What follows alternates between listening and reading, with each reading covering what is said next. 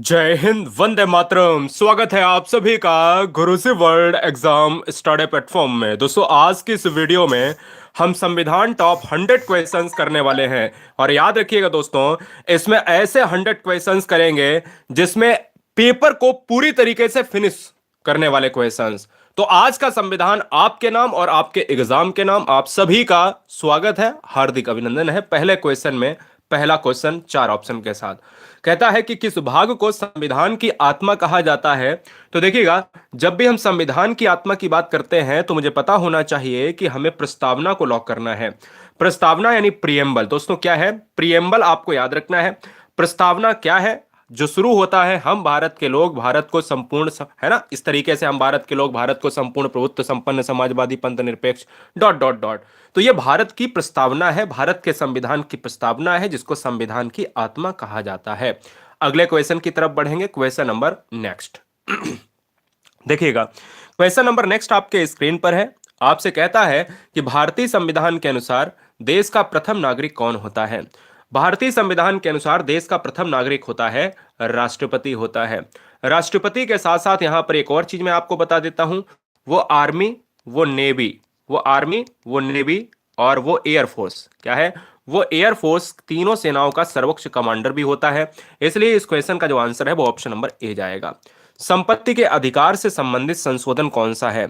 आपको पता है कि भारत में संविधान के अंतर्गत मूल अधिकार हैं और मूल अधिकार भारत में पहले 7 थे। वर्तमान समय में मूल अधिकारों की संख्या घटकर 6 हो गई है। संपत्ति के अधिकार से संबंधित संशोधन, अच्छा ये बताइए 6 है, 7 है, 8 है? मैं आपको यहां पर पूछता हूं। संपत्ति के अधिकार की बात करें तो यह भारत का 44वां संविधान संशोधन है। इसलिए इस क्वेश्चन का जो राइट आंसर है वो थर्ड का ए चला जाएगा। अगला क्वेश्चन आपके स्क्रीन पर है। चैप्टर का नाम है यहां पर संविधान के नागरिकता संबंधी चैप्टर से कहता है कि भारतीय संविधान निम्नलिखित में कौन सी नागरिकता प्रदान करता है। बहुत तेज चलेंगे, 20 से 25 मिनट में इस वीडियो को खत्म करेंगे। 1 से 100 तक का मतलब है कि क्वेश्चंस का अंबार लगा देंगे और क्वेश्चंस के अंबार में यह संविधान उड़ने वाला है। भारतीय संविधान निम्नलिखित में कौन सी नागरिकता प्रदान करता है? तो भारत में संविधान के अंतर्गत एकल नागरिकता का प्रावधान है। इसलिए इस क्वेश्चन का जो आंसर है वो ऑप्शन नंबर ए जाएगा। जबकि अमेरिका में दोहरी नागरिकता है, हमारे संविधान में एकल नागरिकता का प्रावधान दिया गया है। अगला क्वेश्चन है देखिएगा, कहता है, आपसे ये कहता है कि भारतीय संविधान के निर्माण में कुल कितना समय लगा था। भारत के संविधान को बनने में 2 वर्ष 11 महीने 18 दिन का समय लगा था। तो इसलिए इस क्वेश्चन का जो आंसर है वो ऑप्शन नंबर 5 का सी जाएगा। भारतीय संविधान दुनिया का सबसे बड़ा लिखित संविधान है। भारत के संविधान की अगर मैं बात करूं तो जो भारत की संविधान की कॉपी है वो कहां पर संरक्षित करके रखी गई है, जो मैं अभी इस वीडियो में बताऊंगा। देहरादून में भारत के मूल संविधान की कॉपी को अभी भी रखा गया है। क्वेश्चन नंबर 6, क्वेश्चन 6 नंबर कह रहा है दोस्तों कि भारतीय संविधान की प्रस्तावना में देश का कौन सा नाम उल्लेखित है। यानी भारत के संविधान के अंतर्गत भारत देश के 2 नाम हैं और वो संविधान में उल्लेखित हैं। वो संविधान में जो उल्लेखित है भारत अर्थात इंडिया, यानी या भारत और इंडिया। इस क्वेश्चन का जो राइट आंसर है वो ऑप्शन नंबर सी हो जाएगा। Be the people of India, इस तरीके से हम भारत की प्रस्तावना को इंगित करते हैं। आंसर हमारा सी हो जाएगा।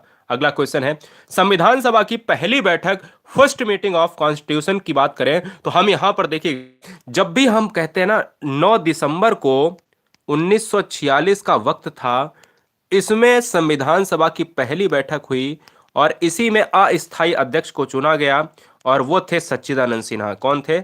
सच्चिदानंद सिन्हा थे, ये आपको याद रखना है। सच्चिदानंद सिन्हा को अस्थायी सदस्य के रूप में, अध्यक्ष के रूप में चुना गया। 9 दिसंबर 1946 आपको लॉक करना है। आंसर हमारा डी लॉक होगा। अगले क्वेश्चन की तरफ बढ़ेंगे, 8 नंबर देखिए, 8 नंबर कहता है, भारत का मूल संविधान कहां से प्रकाशित हुआ था। भारत के मूल संविधान की अगर मैं बात करूं, प्रकाशित होने का जो स्थान था वो था उत्तराखंड। उत्तराखंड में कहां पर? उत्तराखंड में देहरादून आपको लॉक करना है। तो आंसर हमारा डी लॉक होगा। अगले क्वेश्चन पर आएंगे, भारत का मूल संविधान कहां पर संरक्षित है। याद रखिएगा, अब देखिएगा, जब मूल संविधान की बात करते हैं तो देहरादून से प्रकाशित हुआ, कुछ दिन देहरादून में रहा। अगर हम वर्तमान समय की बात करें तो भारत में जो वर्तमान समय के अंदर अंतर्गत मूल संविधान को संरक्षित करके रखा गया है वो रखा गया है संसद भवन में। और संसद भवन का मतलब है कि ऑप्शन नंबर बी लॉक हो जाएगा। संसद भवन, जिसको हम पार्लियामेंट कहते हैं। क्वेश्चन नंबर 10, संविधान के किस भाग में नीति निदेशक तत्वों को शामिल किया गया है? बताइए। नीति निदेशक तत्वों को शामिल किया गया है? स्वागत है। देखिएगा, नीति निदेशक तत्व यानी जो जन कल्याणकारी राज्य यानी वेलफेयर स्टेट की स्थापना करते हैं। नीति निदेशक तत्वों की बात करें तो 11 नीति निदेशक तत्वों का यहां पर वर्णन किया गया है। अगर मैं आपसे पूछ लेता हूं कि कौन से भाग में है, भाई कौन से भाग में है, तो नीति निदेशक तत्वों को चौथे भाग में रखा गया है। 36 से 51 के अनुच्छेद के अंतर्गत रखा गया है। चौथा भाग यानी ऑप्शन नंबर बी जाएगा। अगर आर्टिकल पूछ लेता है तो आर्टिकल 36 टू 51 के अंतर्गत रखा गया है। ये नीति निर्देशक तत्व क्या होते हैं? जो राज्य की जन कल्याण की योजनाओं को संचालित करते हैं। नीति निर्देशक तत्वों को आयरलैंड के संविधान से लिया गया है। कहां से लिया गया है? आयरलैंड के संविधान से लिया गया है। इस चीज को भी आपको जानना चाहिए। अगला, संविधान के किस भाग में संविधान संशोधन की प्रक्रिया का उल्लेख है? आपको बताना है। हाँ जी बताइए। चलो भाई, बहुत बढ़िया। देखिएगा, अगर मैं आपसे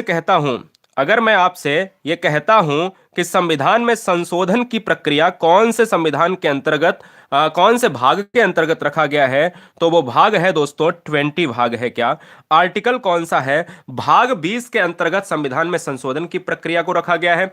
आर्टिकल की अगर मैं बात कर लेता हूं तो आर्टिकल है 368। संविधान की संशोधन की प्रक्रिया कहां से ली गई है? संविधान की संशोधन की प्रक्रिया ली गई है दक्षिण अफ्रीका से ली गई है। क्या ली गई है?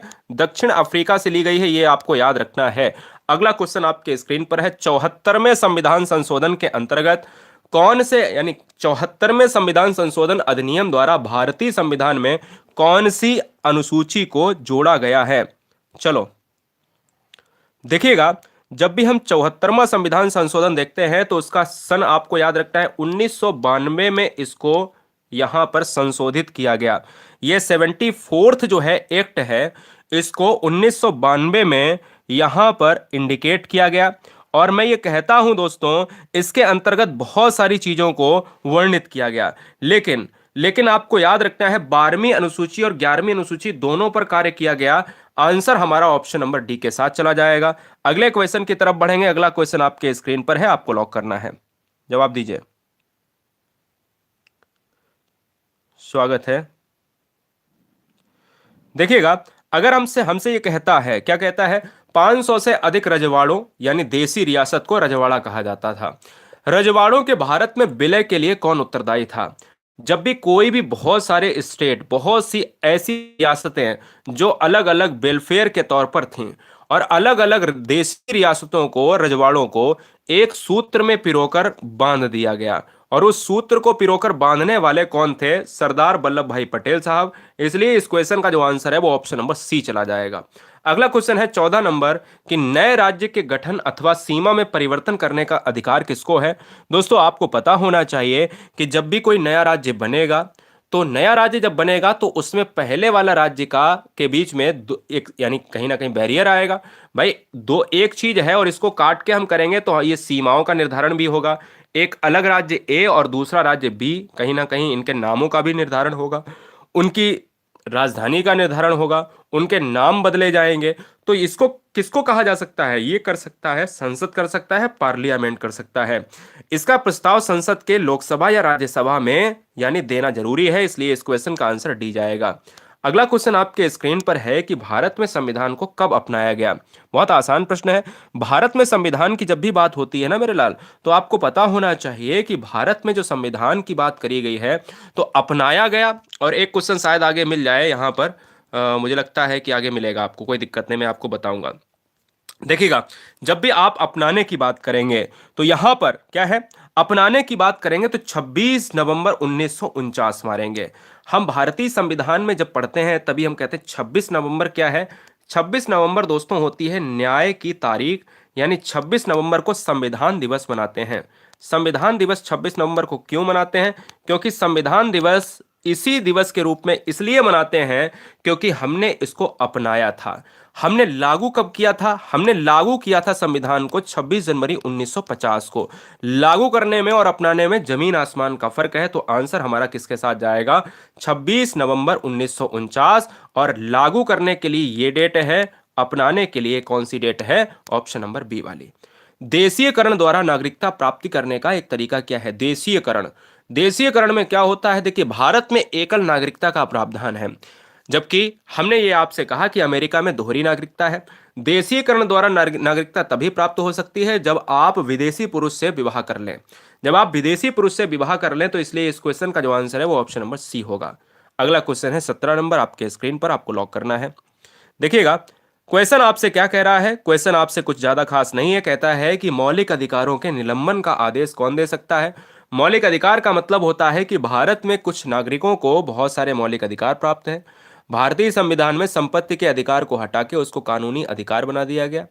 और मैंने आपको बोला कि मौलिक अधिकार का निलंबन कौन कर सकता है, तो मौलिक अधिकार का जो निलंबन है वो राष्ट्रपति कर सकता है। इसलिए इस क्वेश्चन का जो आंसर है वो डी ऑप्शन सही हो जाएगा। अगला क्वेश्चन है 18 नंबर। देखिए, हमने आपसे कहा कि नागरिकता, नागरिकता के बारे में बहुत से स्टेटमेंट दिए। नागरिकता से 2 से 3 क्वेश्चन बनेंगे, एग्जाम में आएगा, ठीक है ना। कहता है कि नागरिकता का जो प्रावधान है, भाई नागरिकता का प्रावधान है वो कौन से जो है अनुच्छेद के अंतर्गत आता है? दो चीजें आपको याद रखनी है कि एक तो भाग याद रखना है, तो भाग दोस्तों सेकंड, यानी जो भाग है वो सेकंड नंबर यानी दूसरे भाग में नागरिकता को रखा जाता है। दूसरी चीज आर्टिकल की अगर मैं बात करूं, तो आर्टिकल जो है आपका आता है 5 से 11 के अंतर्गत आता है। 5 से 11 के अंतर्गत अनुच्छेद के अंतर्गत रखा जाता है, और भाग दोस्तों ये है। इसलिए इस क्वेश्चन का जो आंसर है वो ऑप्शन नंबर बी हो जाएगा। क्लियर है? याद रखेंगे ना दोस्तों। अगले क्वेश्चन की तरफ बढ़ेंगे, क्वेश्चन नंबर 19। भारतीय संविधान द्वारा भारतीय नागरिकों को कुल कितने मौलिक अधिकार प्राप्त कराए गए थे? अब क्वेश्चन को अगर आपने ध्यान से नहीं पढ़ा, ठीक है, तो क्वेश्चन में आप यानी यहां पर मात खा जाने वाले हैं, खा जाने वाली हैं। क्वेश्चन में ध्यान से पढ़ने की आवश्यकता है। क्वेश्चन फिर से यहां पर दो बनेंगे। एक तो क्वेश्चन ये बनेगा, क्या बनेगा? एक तो क्वेश्चन ये बनेगा कि भारतीय संविधान में कुल कितने थे, जबकि यहां पर थे पूछा गया, तो 7 मौलिक अधिकार थे, ठीक है ना। अब अगर मैं आपसे ये पूछ लेता हूं, क्या है, अगर मैं आपसे ये पूछ लेता हूं कि वर्तमान समय में कितने हैं, तो आपको कमेंट करना है। तो आंसर में थे में पूछा था, तो ऑप्शन नंबर हम बी मारेंगे। क्या मारेंगे भाई? बी मारेंगे। बी को हम लॉक करेंगे या नहीं करेंगे? बहुत सुंदर, ठीक है। हाँ, वर्तमान समय में बेटा 6 है, और कितने थे, तो हम 7 मारेंगे। अगला क्वेश्चन आपके स्क्रीन पर है 20 नंबर। भारतीय नागरिकों के मौलिक अधिकारों का वर्णन है। जब भी आप 36 से 51 की बात करते हो, तो दोस्तों 36 से 51 आर्टिकल में नीति निदेशक तत्वों का वर्णन है। नीति निदेशक तत्व हैं, ये आपको याद रखना है। अगर हम उससे पहले यानी 36 से पहले जाएंगे, 36 से पहले का मतलब आप समझते हो? 36 से पहले का मतलब है कि 12 से 35, 12 से 35, और 12 से 35 तक क्या है? ये है मूल अधिकार। तो 12 से 35 तक है मूल अधिकार, और 36 से 51 है नीति निर्देशक तत्व है। तो मैं ये कह सकता हूं कि 12 से 35 ये मूल अधिकार का वर्णन है, जिसको यूएसए के संविधान से लिया गया है। वर्तमान समय में मूल अधिकार की जो संख्या है वो 6 प्रकार के मूल संविधान के अंतर्गत मूल अधिकार दिए गए हैं। अगला क्वेश्चन है 21 नंबर।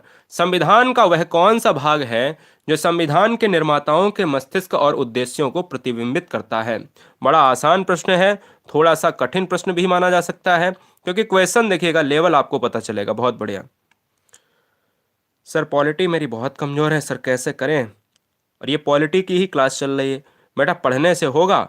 और मैं आपसे यही कहता हूँ, कहता है कि सर पॉलिटी बहुत कमजोर है सर, इसे कैसे अच्छा करें प्लीज़ बताओ।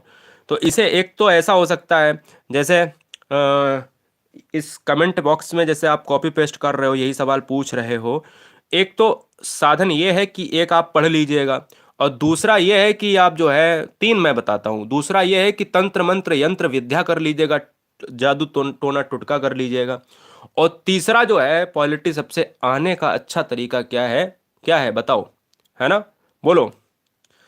हाँ, इस वीडियो में ये पूछ सकते हो कि सर पॉलिटी कैसे कवर करें, या पढ़ाई कैसे कवर करें, यूट्यूब पर सर्च करें। आंसर क्या होगा? 21 नंबर। 21 नंबर का जो आंसर होगा वो जाएगा किसके साथ?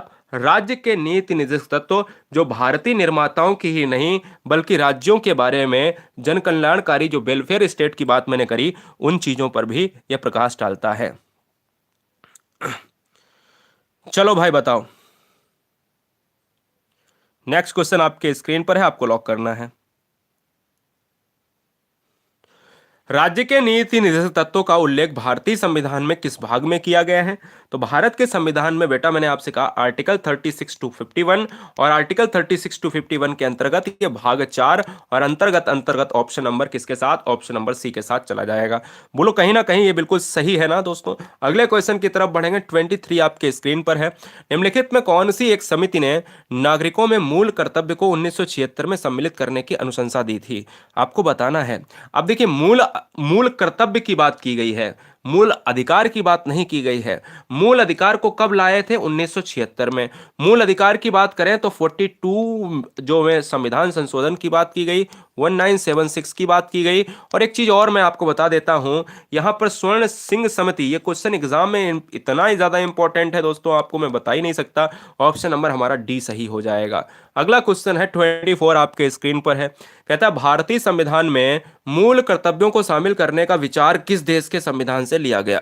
सॉरी, देखिएगा दोस्तों, मैं कहता हूं दोस्तों, भारतीय संविधान में जब मूल कर्तव्यों को जोड़ा गया था, यहां पर जोड़ने से पहले वह स्वर्ण समिति से आए, यानी स्वर्ण समिति के अंतर्गत ये रखे गए।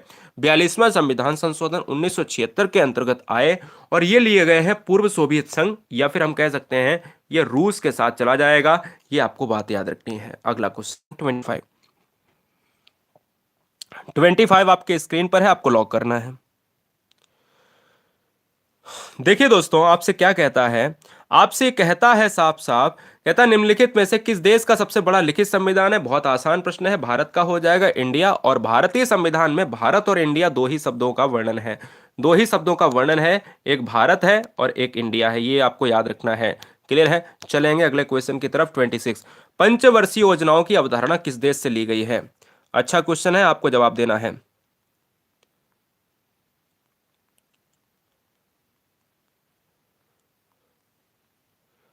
चलो भाई बताओ। देखिए, पंचवर्षीय योजना की अवधारणा पूर्व सोवियत संघ के संविधान से ली गई है, तो इसलिए इस क्वेश्चन का भी right answer option number first के साथ जाएगा। और याद रखिएगा, 1947 की बात करें, 1947 से अब तक के जितने भी पंचवर्षीय योजनाएं हैं वो आप सभी को पता होनी चाहिए कि उसमें क्या क्या हुआ है। 27 आपके स्क्रीन के अंतर्गत है कि संघ की कार्यपालिका शक्ति निहित होती है। बताइए, लॉक किया जाए, जवाब दिया जाए। देखिए, संघ की कार्यपालिका शक्ति आर्टिकल 53 के अंतर्गत निहित होती है, वो भी राष्ट्रपति के अंतर्गत। राष्ट्रपति यानी प्रेसिडेंट ऑफ इंडिया। आर्टिकल कौन सा है दोस्तों? आर्टिकल 53 के अंतर्गत राष्ट्रपति के अंदर ये निहित होती है, और इस संविधान के अनुसार उनके द्वारा या तो सीधे या उनके अधीनस्थ अधिकारियों के माध्यम से इसका प्रयोग किया जाता है। तो इंपॉर्टेंट कौन है संघ की कार्यपालिका में? राष्ट्रपति है, उसी के पास ये पावर रहती है। आर्टिकल यहां पर क्या हो जाएगा? 53। भारत में कार्यपालिका का अध्यक्ष कौन रहता है? जब ये क्वेश्चन की बात करें, यानी भारत में, हाँ, कार्यपालिका का अध्यक्ष या कार्यपालिका का प्रमुख कौन होता है? देखिए, जब कार्यपालिका की बात करें तो भारत में कार्यपालिका के अंतर्गत वास्तविक जो अध्यक्ष होता है वो प्रधानमंत्री होता है। देखिए, जब क्वेश्चन में दो तरीके से आए, देखो, भारत में न्यायपालिका का प्रमुख कौन होता है? तो भारत में न्यायपालिका का प्रमुख होता है सर्वोच्च न्यायालय। जब क्वेश्चन में यह पूछा जाए कि भारत में कार्यपालिका का प्रमुख कौन होता है, तो भारत में कार्यपालिका का जो प्रमुख होता है वो होता है राष्ट्रपति ही होता है। मेरी बात ध्यान से सुनिएगा, लेकिन वास्तविक रूप से वो प्रधानमंत्री होता है। अब बात आती है कि इस क्वेश्चन में आंसर क्या होगा, तो इस क्वेश्चन में आंसर राष्ट्रपति ही होगा, क्योंकि वास्तविक रूप तो दिया ही नहीं गया है। क्वेश्चन दो तरीके से मैं कहता हूं, समझो। भारत में कार्यपालिका का अध्यक्ष राष्ट्रपति, भारत में संघ की कार्यपालिका शक्ति अगर निहित होती है तो राष्ट्रपति है, तो कार्यपालिका ही। लेकिन अगर क्वेश्चन में यह पूछ दिया जाए कि वास्तविक जो है अध्यक्ष कौन, तब आप प्रधानमंत्री मारेंगे। 29, संपूर्ण संविधान को कब लागू किया गया? संपूर्ण संविधान की बात करें, देखिए, जब भारत में संविधान को अपनाया गया, अपनाने की जो तिथि थी वो थी हमारी कौन सी? अपनाने की जो तिथि थी वो 26 नवंबर 1949। जब लागू करने की जो तिथि थी, तो लागू करने की मैंने आपको ऑलरेडी बताया कि लागू करने की तिथि थी 26 जनवरी 1950, तो आंसर बी हो जाएगा। भारत संविधान के किस अनुच्छेद में निर्वाचन आयोग का वर्णन है? बताइए, जवाब दीजिएगा कि निर्वाचन आयोग का अनुच्छेद क्या है ये आपको बताना है। दोस्तों मैं ये कह सकता हूं कि जब निर्वाचन आयोग की बात करते हैं तो आर्टिकल 324 हो जाएगा। 324 ऐसे याद रख लो। अच्छा एक चीज मैं आपसे पूछता हूं, 124 में क्या है? हाँ, 124 बताइए सर्च करके, और 123 बताइए। ये एग्जाम में सबसे ज्यादा आते हैं, 324, 123, 124। आंसर हमारा किसके साथ जाएगा? ऑप्शन नंबर बी के साथ चला जाएगा। एक चीज और मैं बता देता हूं, 368 जाता है संविधान के संविधान संशोधन से, जो प्रक्रिया हमने साउथ अफ्रीका से ली है। संविधान की उद्देशिका या प्रस्तावना का संशोधन कितनी बार किया गया? हमारे भारतीय संविधान की कुंजी, हमारे भारतीय संविधान की आत्मा कहा जाता है प्रस्तावना को। हमारे संविधान की प्रस्तावना यानी प्रियम्बल में संशोधन जो हुआ है वो केवल अभी एक बार हुआ है, इसलिए 31 का जो आंसर है वो सी हमारा लॉक हो जाएगा। वही जो कहते हैं कि हम भारत के लोग भारत को संपूर्ण प्रभुत्व संपन्न समाजवादी पंथ निरपेक्ष लोकतंत्रात्मक गणराज्य dot dot dot dot dot, ये हम इस तरीके से प्रियम्बल कहते हैं। मैंने आपको ऑलरेडी बताया पहले क्वेश्चन में। राज्यसभा के सभापति की अनुपस्थिति में राज्यसभा का कार्य संचालन कौन करता है?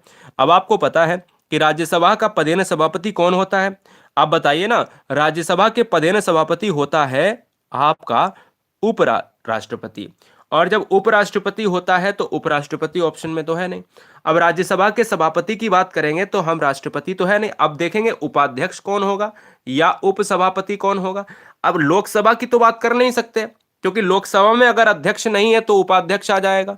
लेकिन राज्यसभा के सभापति नहीं है तो उपसभापति आ जाएगा कि नहीं आ जाएगा? बिल्कुल आ जाएगा। तो इसलिए इस क्वेश्चन का आंसर सी होगा। राज्यसभा की अगर मैं बात कर लेता हूं तो राज्यसभा एक अपर सदन है यानी उच्च सदन है, और ये दोस्तों विद्वानों का सदन भी कहा जाता है। इसको विद्वानों का सदन भी कहा जाता है, इसलिए इस चीज को भी कहीं ना कहीं आपको जानना चाहिए। 33, 33, 36, 33, 34, 35, 36 देखिएगा। निम्नलिखित में कौन सा मौलिक अधिकार नहीं है? मौलिक अधिकार की मैंने आपको बताया कि 7 मौलिक अधिकार को दिया गया था। वर्तमान में 6 में कितने वर्तमान में हैं और कौन सा नहीं है? संपत्ति का अधिकार कौन से अंतर्गत गया है? कौन से संविधान के संशोधन 44वें संविधान संशोधन के अंतर्गत इसको कानूनी का अधिकार बना दिया गया है, इसलिए इस क्वेश्चन का आंसर डी हो जाएगा। अगला, विधान संशोधन की प्रक्रिया का वर्णन किस अनुच्छेद में है? विधान संशोधन की प्रक्रिया का वर्णन है 368 में है, जो दक्षिण अफ्रीका से लिया गया है। भारतीय संविधान लागू करते समय इसमें कितने अनुच्छेद, भाग और अनुसूचियां थी? आपको कमेंट करना है, फटाफट बताना है दोस्तों। देखिए जिस समय भारत का संविधान लागू हुआ था उस समय जो अनुसूचियां थी वो थी 8। उस समय अनुसूचियां 8 थी। और अगर हम आर्टिकल की बात करें तो 395 ही आर्टिकल थे। तो अब 8 अनुसूचियां वाला आप ले लीजिएगा, 8 अनुसूचियां वाला ले लीजिएगा, तो ऑप्शन नंबर हमें लगता है कि ऑप्शन नंबर फर्स्ट हमारा सही बैठ जाएगा। तो हम कहेंगे सर बिल्कुल बैठ जाएगा, क्योंकि वर्तमान समय में 12 अनुसूचियां हैं। तो वर्तमान जब प्रेजेंट की बात करेंगे तो एक बार ये वाला आ जाएगा, क्योंकि यही सटीक है प्रेजेंट में। और ये हमसे कह रहा थे जिस समय संविधान बना था, तो उस समय हमारा ये वाला आंसर सही हो जाएगा। तो 35 का आंसर ए होगा।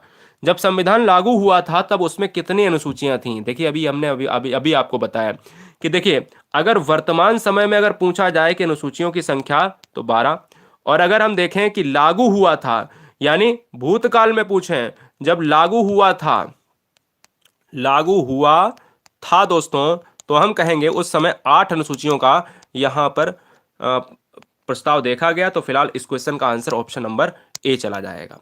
मताधिकार की आयु 21 वर्ष से 18 कर दी गई, बिल्कुल सही बात है। 18 करी गई, शायद 1989 के अंतर्गत रखा गया। आप बताएंगे 21 वर्ष की बात अगर करी जाए तो पहले 21 थी, बाद में 18 की गई। 61वां संविधान संशोधन लाया गया, उसमें कहा गया कि 21 ज्यादा होती है।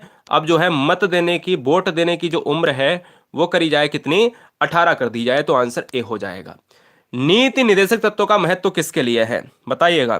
नीति निर्देशक तत्व राज्य के लिए है। राज्य की लोक कल्याणकारी योजनाओं के अंतर्गत नीति निर्देशक तत्वों को कभी भी न्यायालय में नहीं चुनौती दी जा सकती है।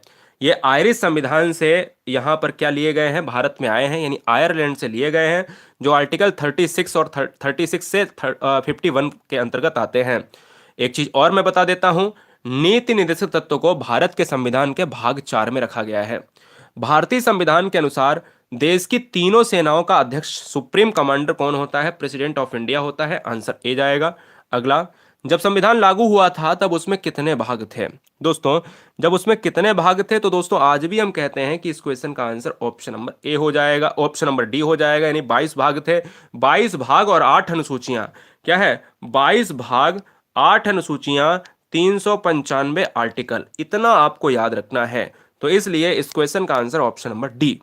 संविधान सभा को किसने मूर्त रूप प्रदान प्रदान किया था? जब मूर्त की बात करते हैं, मूर्त का मतलब होता है एकदम से बिल्कुल बेहतरीन तरीके से तराशना, और बेहतरीन तरीके से तराशने का काम जेएल नेहरू ने किया था, इसलिए इस क्वेश्चन का आंसर डी जाएगा। जवाहरलाल नेहरू ने उद्देश्य प्रस्ताव भी पारित किया था, प्रस्ताव भी प्रेषित किया था संविधान सभा में। 42, संविधान सभा को किस भाग की उसकी आत्मा की आख्या प्रदान की जाती है? अभी अभी बताया था दोस्तों, क्वेश्चन को तोड़ मरोड़ कर पेश किया गया। भाग को आत्मा की आख्या प्रदान करी जाती है तो वो की जाती है प्रस्तावना को। प्रस्तावना का मतलब है प्रियम्बल, और प्रियम्बल की बात मैं ऑलरेडी कर चुका हूं। प्रस्तावना में अभी तक केवल एक बार संशोधन हुआ है। अगला, भारतीय संविधान की कौन सी विशेषता विशेष अवस्था जो है व्यवस्था इंग्लैंड से ली गई है? बड़ा अच्छा प्रश्न है कि अब इंग्लैंड की बात अगर करी जाए तो मैं कहता हूं, देखिए, सर्वोच्च न्यायालय पालिका की बात करें यूएसए के संविधान से है। मूल अधिकार की बात करें तो यूएसए के संविधान से है।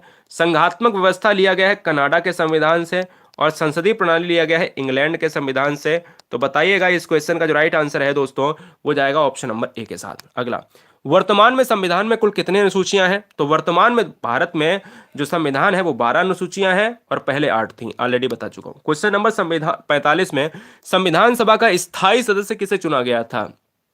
9 दिसंबर 1946 को अस्थायी सदस्य चुना गया सच्चिदानंद सिन्हा को, और 11 दिसंबर 1946 को 2 दिन बाद बैठक जो हुई उसमें चुना गया राजेंद्र प्रसाद को।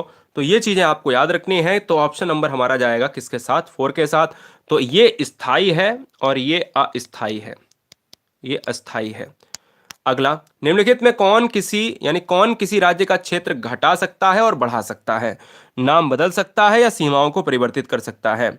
देखिए दोस्तों, अगर किसी राज्य की सीमाओं को हम कम कर सकते हैं, या किसी भी सीमाओं को हम सकरा कर सकते हैं, या हम बढ़ा सकते हैं, तो ये सब अधिकार है संसद को है, पार्लियामेंट को है।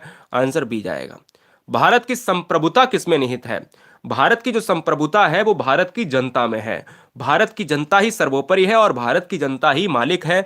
भारतीय गणतंत्र है। भारत क्या है? एक गणतंत्र है। गणतंत्र का मतलब होता है जो ऐसा देश जहां पर राजा के हाथ में सत्ता ना होकर उसकी जनता ही सर्वोपरि है। अगला, संविधान सभा का स्थायी अध्यक्ष मैंने आपको बताया कि स्थायी के अंतर्गत आप क्या रखेंगे?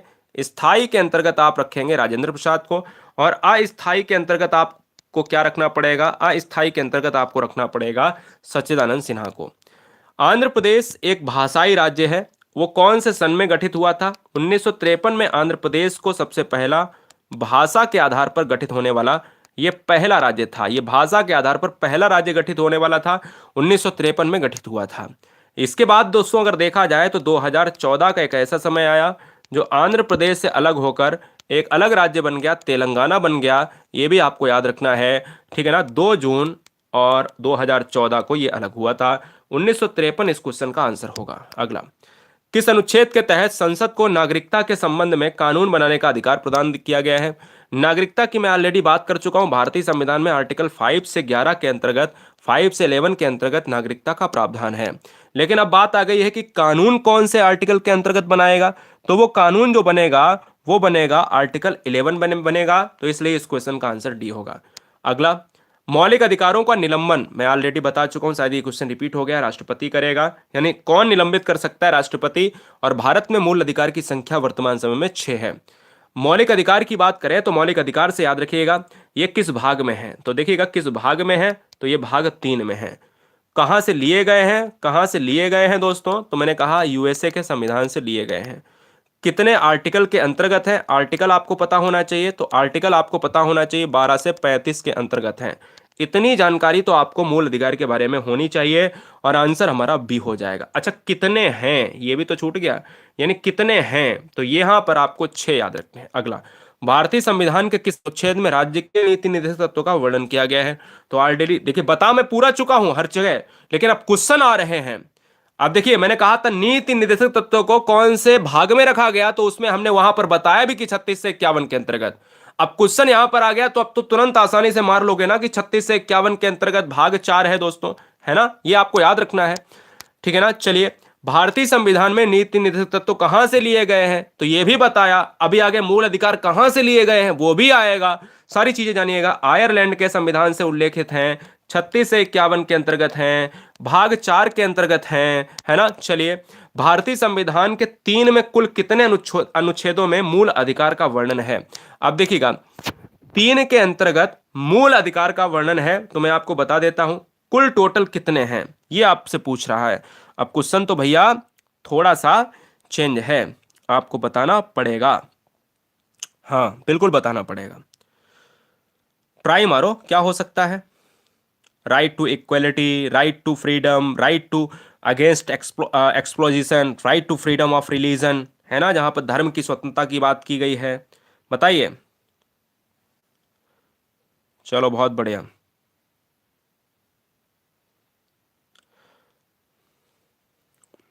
ठीक है, 6 होते हैं, पहले 7 थे, ये सब जानती दुनिया जानती है। लेकिन वर्तमान समय में अगर देखा जाए यहां पर आप क्या करेंगे, यहां पर क्या करेंगे, यहां आंसर क्या लॉक होगा।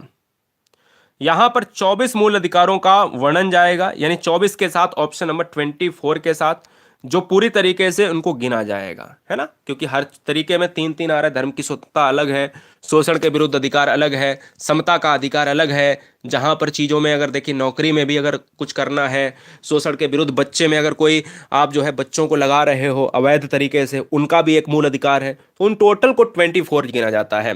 संविधान सभा में प्रारूप समिति के अध्यक्ष कौन थे, तो प्रारूप समिति के अध्यक्ष doctor B R Ambedkar, option number 4 चला जाएगा। अगला, भारतीय संविधान के अनुच्छेद 1 में यह घोषणा की गई है कि इंडिया अर्थात भारत क्या है, तो इंडिया अर्थात भारत क्या है भैया, राज्यों का संघ है। और भारतीय संविधान के अंतर्गत ये आर्टिकल 1 ही कहता है, जिसके अंतर्गत ये बताया गया है कि राज्य, राज्य की सीमाओं का वर्णन, राज्य की चीजों का वर्णन, और भारत क्या है, तो भारत एक राज्यों का संघ है। भारतीय संविधान का कौन सा अंग समाजवादी व्यवस्था स्थापित करने की प्रेरणा देता है, तो पहली बात तो एक क्वेश्चन बन जाता है कि कौन से संविधान संशोधन के अंतर्गत समाजवादी को जोड़ा गया है। तो 42वें संविधान संशोधन 1976 के अंतर्गत संविधान में समाजवादी, उपनिरपेक्ष जैसे शब्दों को जोड़ा गया है, राइट ना दोस्तों, और उसे मिनी संविधान कहा जाता है। व्यवस्था स्थापित करने की प्रेरणा कौन देता है, तो ये समाजवादी की बात यानी समतावादी, और समतावादी का मतलब है नीति निर्देशक तत्व, क्योंकि ये राज्य के अंतर्गत आएंगे।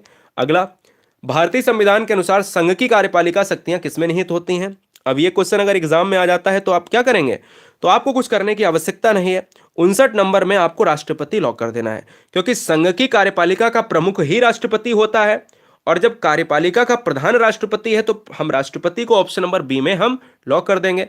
और ये सर्वोच्च और सुप्रीम कमांडर भी होता है, ये भारत का पहला नागरिक भी होता है। अगला क्वेश्चन है 60 नंबर। रात्रि 10 बजे पूरे जीके सेक्शन को रोजाना निशुल्क प्राप्त करने के लिए सब्सक्राइब कर लें। 10 बजे सभी सब्जेक्ट, चाहे वो साइंस हो, चाहे वो टेक्नोलॉजी हो, चाहे करंट अफेयर हो, पूरे साल का संविधान हो, आधुनिक इतिहास हो, प्राचीन इतिहास हो, भूगोल हो, भारत का भूगोल, विश्व का भूगोल, अर्थव्यवस्था हो, जितने भी चीजें आपकी, कंप्यूटर हो, सब कुछ आपके सारे विषय रात्रि 10 बजे। कौन सा राज्य सबसे अधिक प्रतिनिधि लोकसभा में भेजता है, वो भेजता है उत्तर प्रदेश। और 80 लोकसभा सीटों की संख्या के साथ उत्तर प्रदेश अपनी राज्य लोकसभा जो है सीटों को संसद में भेजता है। तो ये आपको याद रखना है, 80 लोकसभा सीटें हैं। संविधान सभा के विचार का औपचारिक रूप से प्रतिपादन किसके द्वारा किया गया था, आपको पता होना चाहिए। तो इसका प्रतिपादन 61 नंबर के अंतर्गत किया गया था, M N Roy. M N Roy, इस क्वेश्चन का आंसर सी के साथ लॉक होगा। अगला, भारतीय संविधान के अंतर्गत संघ और राज्यों के बीच शक्तियों का विभाजन किसकी प्रेरणा पर आधारित है, बताइए दोस्तों। तो संघ की बात अगर करें, राज्यों के बीच संघ की बात करी जाए, शक्तियों की बात की जाए, तो ये सब जो है कनाडा के, देखिए हम कहते हैं ना संघीय व्यवस्था, संघात्मक व्यवस्था कहां से लिया गया है, संघात्मक जो व्यवस्था है ये लिया गया है कनाडा के संविधान से, है ना, तो कैनेडियन संविधान से लिया गया है। तो यह आपको याद रखना है। निम्नलिखित में से जनता द्वारा प्रत्यक्ष रूप से निर्वाचित सदन है, जनता के द्वारा प्रत्यक्ष रूप से है लोकसभा, इसलिए लोकसभा को कहा जाता है लोकप्रिय सदन कहा जाता है, लोकप्रिय सदन कहा जाता है। और निम्न सदन भी कहा जाता है, लोकप्रिय सदन, निम्न सदन कहा जाता है इसलिए, और जनता का सदन कहा जाता है, ठीक है ना।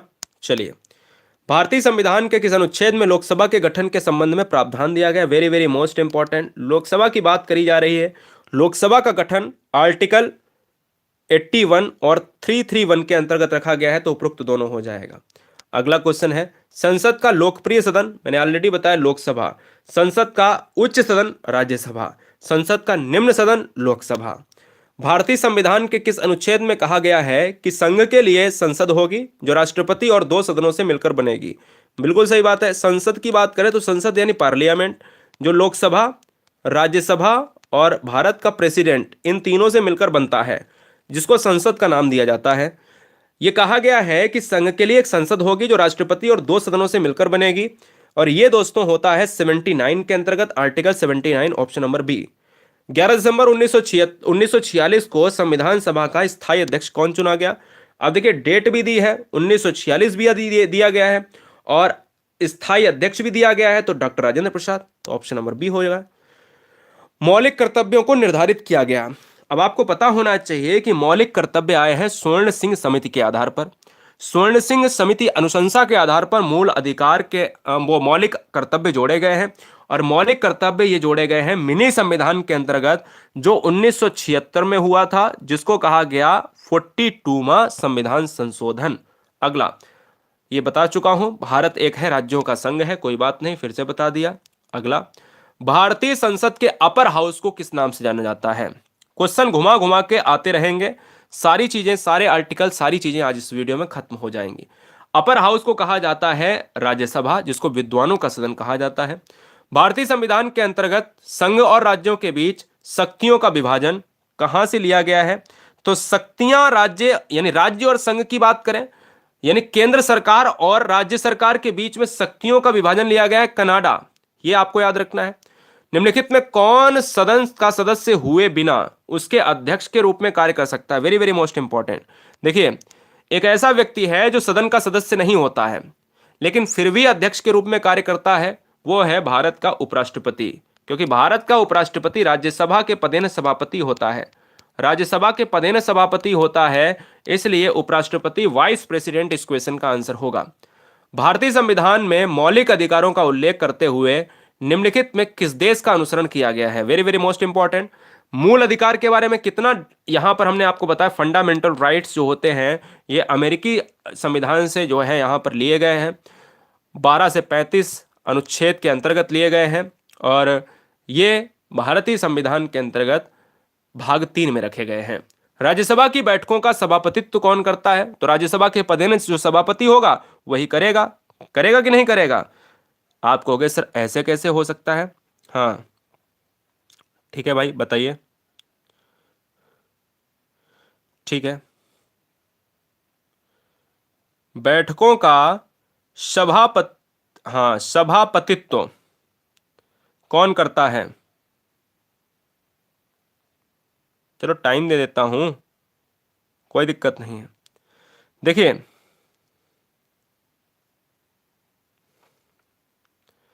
बिल्कुल उपराष्ट्रपति हो जाएगा, ऑप्शन नंबर बी हो जाएगा। जो सभापतित्व होता है मतलब उसको कौन संभालता है? उपराष्ट्रपति, वाइस प्रेसिडेंट हो जाएगा। आपको टेंशन लेने की आवश्यकता नहीं है। अगला क्वेश्चन आपके स्क्रीन पर है, आपको लॉक करना है, जवाब दीजिए। ठीक है, भारत में सरकार की संसदीय प्रणाली कहां से ली गई है? भारत में अगर संविधान की बात करें तो अमेरिका से मूल अधिकार आए हैं, न्यायिक पुनरावलोकन आया है, इसी तरीके से रूस के संविधान से मूल कर्तव्य आए हैं, ब्रिटिश संविधान से इस क्वेश्चन को लिया गया है। संसद की प्रणाली, जो संसद की व्यवस्था है, पार्लियामेंट सिस्टम है, ये पूरी तरीके से ब्रिटिश संविधान पर आधारित है। आंसर हमारा सी होगा। संविधान के किस भाग में अस्थायी संक्रमणकालीन और विशेष उपबंधों का प्रावधान है? तो ये भाग 21 के अंतर्गत रखा गया है, यानी ये भाग 21 के अंतर्गत क्या रखा गया है? जो भाग 21 है दोस्तों, ध्यान दीजिएगा, भाग 21 यानी ये रोमन संख्या में XXI, आप जानते हो, ये विशेष प्रावधान देता है। ये क्या है? ये विशेष प्रावधान देता है, विशेष अस्थायी परिवर्ती प्रावधान देता है। इसको संविधान के भाग 21 में रखा गया है, ठीक है ना, जहां से नियंत्रक, महालेखा परीक्षक बारे, वहां लोकसभा के आयोग के बारे में उपबंध भी हैं, न्यायालय और उच्च न्यायालय के अधिकारियों के कृत्य करने के बारे में भी उपबंध हैं। संविधान के भाग 1 के अंतर्गत किसका वर्णन है? भाग 1 में जो है ना, भारत की पूरी भारत के पूरे ब्यौरा को दिया गया है कि भारत में संघ होगा, उसका राज्य क्षेत्र होगा, क्या है क्या नहीं, क्या सीमाएं हैं। तो आर्टिकल यहाँ पर एक में जब हम देखते हैं कि भारत को कहा गया है भारत एक राज्यों का संघ है, उसी तरीके से भाग वन में क्या कहा गया है कि संघ और उसका राज्य क्षेत्र होगा। इसलिए इस क्वेश्चन का आंसर ए हो जाएगा। इसी तरीके से आपको यहाँ पर भाग वन ये याद रखना है, ये भाग टू में है दोस्तों, नागरिकता भाग टू में है, ये दोस्तों भाग तीन में है, और ये दोस्तों भाग चार में है। ये आपको याद रखना है कि राजनीति तत्व कौन से हैं, मूल अधिकार कहाँ पे हैं, नागरिकता कहाँ पे है, कौन से भाग में है, ये कौन से भाग में है। भारत के संविधान निर्माताओं ने न्यायिक पुनरावलोकन का विचार लिया है, अमेरिका से लिया गया है। न्यायिक पुनरावलोकन शक्ति बहुत इंपॉर्टेंट है एग्जाम के लिए। भारतीय संविधान के अंतर्गत समवर्ती सूची की अवधारणा कहाँ से ली गई है? समवर्ती सूची देखिएगा, जो सूचियां होती हैं, आपने कहा कि राज्य सरकार और केंद्र सरकार के बीच में बंटवारा जो होता है, तो सूचियों की बात अगर करी जाए तो समवर्ती सूची ली गई है ऑस्ट्रेलिया के संविधान से। और यहीं पर मैं आपको बता दूं कि प्रस्तावना की जो भाषा है, प्रस्तावना की जो भाषा है वो भी कहाँ से ली गई है? वो भी ऑस्ट्रेलिया से ली गई है। भारतीय संविधान में मौलिक कर्तव्य, देखिए मौलिक कर्तव्य, अब क्वेश्चन का आंसर बदल चुका है क्योंकि वहां पर पूर्व सोवियत संघ दिया था। तो पूर्व सोवियत संघ होगा या तो फिर रूस का संविधान होगा। तो पूर्व सोवियत संघ आपको मार देना है, नहीं है तो रूस का संविधान मार देना है। मौलिक अधिकार यूएसए, नहीं है तो अमेरिका, बात एक ही है। अगला, भारतीय संविधान में नीति निर्देशक तत्व, तो वही दोस्तों आयरलैंड जो आयरिश होता है। अगला, संविधान के संरक्षक के रूप में सर्वोच्च न्यायालय का अधिकार विश्व के किस संविधान से लिया गया है? सर्वोच्च न्यायालय यानी भारत का माननीय सुप्रीम कोर्ट। माननीय सुप्रीम कोर्ट की जब भी मैं बात करता हूं तो दोस्तों अमेरिका के संविधान से यह निर्मित है, तो इसलिए इस क्वेश्चन का आंसर सी। संविधान सभा के गठन की मांग सबसे पहले 1895 में किसके द्वारा प्रस्तुत की गई थी? तो सबसे पहले देखिएगा, बाल गंगाधर तिलक ने सबसे पहले मांग करी थी, जो 1895 में ही। बैठक 9 दिसंबर 1946 में हुई। अब देखिएगा कितना फर्क है, 1946 काम 9 दिसंबर 1946 से शुरू हुआ, लेकिन 1895 में नामांक कर चुके थे बाल गंगाधर तिलक। अगला, लोकसभा का चुनाव लड़ने के लिए इच्छुक व्यक्ति की न्यूनतम आयु कितनी होनी चाहिए? बताइए, इच्छुक व्यक्ति की न्यूनतम आयु कितनी होनी चाहिए? चलो भाई बताओ।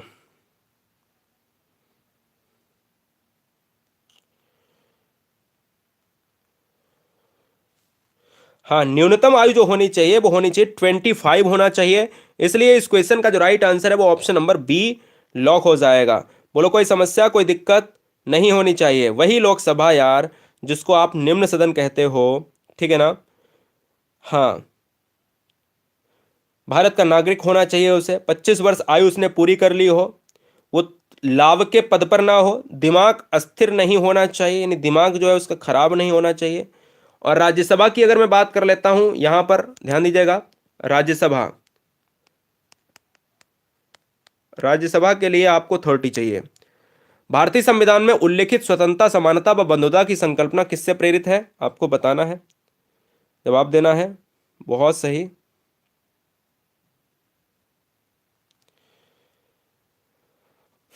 देखिएगा, ये दोस्तों इस क्वेश्चन का आंसर हो जाएगा फ्रांस के संविधान से, ऑप्शन नंबर जाएगा ए के साथ। आयरिश से नीति निर्देशक तत्व, अमेरिका से आपका क्या लिया गया है? अमेरिका से लिया गया है फंडामेंटल राइट्स लिए गए हैं। राज्यसभा को स्थायी सदन कहते हैं क्योंकि राज्यसभा एक अपर सदन है। ये दोस्तों विघटित नहीं किया जा सकता, इसको कोई भी भंग नहीं कर सकता, इसको भंग नहीं कर सकता, किसी के अंदर दम नहीं है, राष्ट्रपति भी नहीं कर सकता, क्योंकि एक स्थायी सदन है और उच्च सदन है। राज्यसभा में प्रतिनिधित्व होता है, राज्यसभा में राज्यों का प्रतिनिधित्व होता है और संघ शासित क्षेत्रों का होता है। इसलिए इस क्वेश्चन का आंसर 2 हो जाएगा, यानी मतलब दोनों हो जाएगा, सी हो जाएगा। भारत का राष्ट्रपति होता है, भारत का जो राष्ट्रपति होता है ये राज्य का संवैधानिक अध्यक्ष होता है। राज्य का मतलब होता है पूरे कंट्री का, तो राज्य का क्या होता है? राज्य का संवैधानिक अध्यक्ष होता है। राज्य का मतलब ये नहीं समझ लेना कि किसी एक राज्य का संवैधानिक अध्यक्ष का मतलब है पूरे ऑल कंट्री की बात कर रहे हैं। भारत में कलेक्ट्रेट का पद जो होता है, कलेक्ट्रेट मतलब होता है जिसमें हम डीएम को हम लेते हैं, जिसमें हम डिस्ट्रिक्ट मजिस्ट्रेट को लेते हैं, आईएएस को लेते हैं। तो वो जो है कहां से लिया गया है? ये लिया गया है दोस्तों इंग्लैंड की व्यवस्था से लिया गया है। लास्ट के 10 प्रश्न सुपर फास्ट में करेंगे। एक कल्याणकारी राज्य के निर्देश आदर्श वर्णित हैं। कल्याणकारी 36 से 51 के अंतर्गत आएगा और वो होगा नीति निर्देशक तत्व। भारतीय संविधान के अंतर्गत मूल अधिकार का संरक्षक कौन होगा? मूल अधिकार का संरक्षक होगा न्यायपालिका, माननीय सुप्रीम कोर्ट होगा।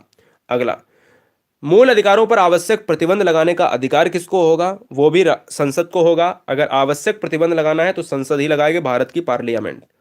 कितने वर्षों तक लगातार बाहर रहने पर नागरिकता समाप्त हो जाती है? अगर आप बाहर देश में रह रहे हो और आपके पास नागरिकता भारत की है, आप अगर 7 साल नहीं आए तो आपकी नागरिकता खत्म हो जाएगी। तो 7 साल यहां पर आपको लॉक करना है। राज्यसभा के सदस्यों को नामित करने का अधिकार निम्नलिखित में किसको है? राज्यसभा को नामित करने का जो अधिकार है दोस्तों 94 नंबर, तो ये जाएगा ऑप्शन नंबर बी के साथ, राष्ट्रपति के साथ। अगला, संविधान सभा का प्रथम अधिवेशन कब प्रारंभ हुआ था? ऑलरेडी बताया हुआ है, 9 दिसंबर 1946 को हुआ था, जिसके अंतर्गत अस्थायी अध्यक्ष सच्चिदानंद सिन्हा को चुना गया। संविधान निर्मात्री सभा में उद्देश्य प्रस्ताव किसने जो है यहां पर प्रेषित किया था? तो उद्देश्य प्रस्ताव से बनेंगे 2 क्वेश्चन। क्या है? उद्देश्य प्रस्ताव से बनेंगे 2 क्वेश्चन दोस्तों, कि भैया किसने किया था और कब किया था। तो मैं आपको बता देता हूं, 13 दिसंबर 1946, 13 दिसंबर 1946 को उद्देश्य प्रस्ताव नेहरू ने किया था, जवाहरलाल नेहरू ने। संविधान के किस संशोधन द्वारा मूल कर्तव्य को जोड़ा गया? मूल कर्तव्य को जोड़ा गया, ऑलरेडी आपको बता चुका हूं, ये क्वेश्चन बिल्कुल अलग हो गया है। और 42वें संविधान के अंतर्गत स्वर्ण सिंह समिति आपको लॉक करना है। भारत में उपराष्ट्रपति का निर्वाचन किया जाता है। भारत में उपराष्ट्रपति का निर्वाचन होता है संसद के दोनों सदन यानी लोकसभा और राज्यसभा। केवल 2 ही सदन भाग लेते हैं, लोकसभा और राज्यसभा, तो इसलिए इस क्वेश्चन का आंसर डी जाएगा। और सेकंड लास्ट क्वेश्चन है कि विधि के समक्ष समता लिया गया है। विधि के समक्ष समता, विधि के समक्ष समता, विधि का मतलब होता है न्याय, और विधि के समक्ष समता जो लिया गया है वो इंग्लैंड के संविधान से प्रेरित है। और आज का अंतिम प्रश्न आप सभी के लिए कहता है कि भारत की संघीय व्यवस्थापिका को किस नाम से जाना जाता है? आपको बताना है दोस्तों, आपको लॉक करना है।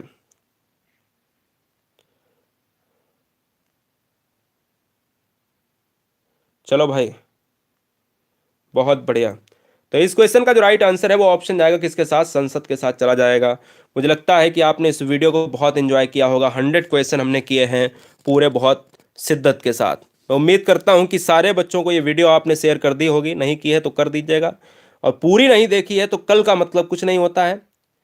आज इस वीडियो को खत्म करें। जय हिंद, वंदे मातरम, इंकलाब जिंदाबाद। मस्त रहिए, आबाद रहिए, स्वस्थ रहिए और यूं ही मस्त रहिएगा।